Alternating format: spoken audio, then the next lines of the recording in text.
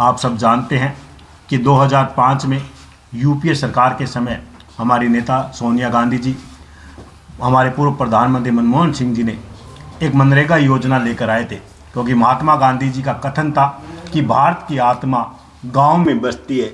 और जिस तरह से हमारे नेताओं ने ये समझा कि ग्रामीण क्षेत्र के हमारे जो पंक्ति के अंतिम छोर पे जो गरीब, किसान, मजदूर, दलित, पिछड़ा लोग के व्यक्ति बैठे हैं, वो भारी संख्या में पलायन कर रहे थे, क्योंकि उनको उनके गांव में कोई काम रोजगार नहीं मिल रहा था।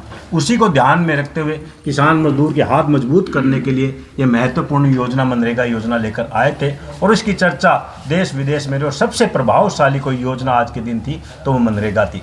क्योंकि जब से भारतीय जनता पार्टी की सरकार आई है, आप सब जानते हैं कि लगातार आम जन, किसान, मजदूरों को कमर तोड़ने का काम करे, उनको कमज़ोर करने का काम किया जा रहा है। और उनके पहले दिन से ये मंशा थी कि किस तरह से मनरेगा की इस योजना को कमज़ोर किया जाए।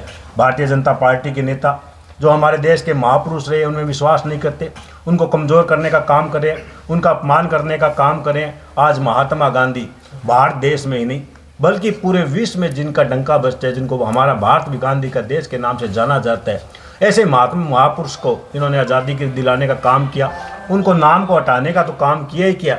इसके साथ साथ इस मनरेगा कानून में जो मजदूरों का अधिकार था, एक कानून जो हमने बनाया था कि उनको रोजगार मिलेगा, उसमें भी कटौती करने का काम ये भारतीय जनता पार्टी के नेता कर रहे हैं। जब से तानाशाह सरकार आई है, पूरे देश के अंदर सेंट्रलाइज सिस्टम अपनाना चाहती है, प्रत्येक राज्य को कमज़ोर करना चाहती है। और उसी कड़ी में भी इसमें ये काम किया गया कि जो पहले पूरा पैसा मजदूरी का केंद्र सरकार दिया करती थी, इस बिल आने के बाद जो संशोधन इन्होंने किया है, अब 60-40 का रेशा रहेगा। 40% राज्य सरकार को पैसा देना पड़ेगा। लेकिन हम सब जानते हैं कि आज प्रत्येक राज्य की हालात ठीक नहीं है, आर्थिक व्यवस्था बिगड़ी हुई है, और इस स्थिति में कैसे कोई राज्य 40% की हिस्सेदारी इस योजना के तहत दे पाएगा। तो इसका मतलब सीधा साधा है कि मजदूरों को उनका काम नहीं मिलेगा। गारंटी शब्द को हटा दिया गया है। पहले जो गारंटी हुआ करती थी कि मजदूर को उसके घर के समीप ही रोजगार मिलेगा, उसका घर का चूल्हा जला सके, लेकिन उन्होंने गारंटी शब्द को हटाने का काम किया। पहले हमारे इस कानून के तहत गांव में पंचायत में प्रस्ताव बनाकर वहाँ की क्या अवस्था है, क्या आवश्यकता है, उसी के अनुसार काम दिया जाता था। लेकिन अब इन्होंने नया प्रावधान किया कि दिल्ली से काम तय होंगे, मजदूर को हो सकता है उसके काम के लिए 200 किलोमीटर दूर जाना पड़े, जितनी उनको मजदूरी नहीं मिलेगी उनका किराया बन जाएगा। ये बहुत सारी खामियां इस नए बिल में है, क्योंकि भारतीय जनता पार्टी की सरकार ये चाहती है कि मजदूरों के हाथ को कमज़ोर किया जाए।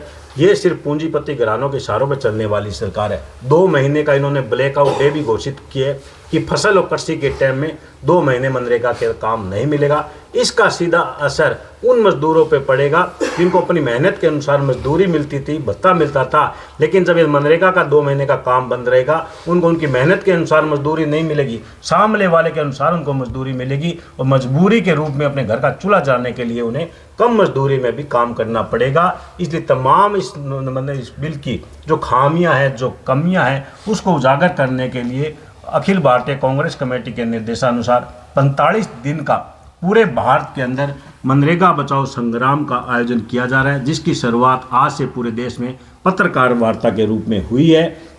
और आने वाले दिन में कल पूरे जिला हेडक्वार्टर पे तमाम हमारे कांग्रेस पार्टी के नेता कार्यकर्ताओं के द्वारा एक उपवास किया जाएगा। 12 जनवरी से 29 जनवरी तक प्रत्येक गांव ढाणी चौपाल में जाकर सभी वर्गों के लोगों को यह समझाया जाएगा कि इस बिल आने के बाद किस तरह से आम जन, किसान, मजदूर की कमर तोड़ने का काम हो रहा है। 30 जनवरी को ब्लॉक लेवल पर धरना प्रदर्शन होगा। 31 जनवरी को जिला मुख्यालय पर धरना प्रदर्शन करके ज्ञापन दिया जाएगा।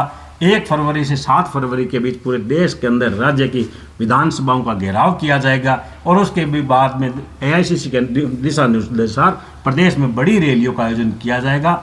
इस 45 दिन के आंदोलन के अंदर कांग्रेस पार्टी का तमाम नेता कार्यकर्ता एकजुटता के साथ सड़कों पर उतरकर मनरेगा बचाने का काम करेगा।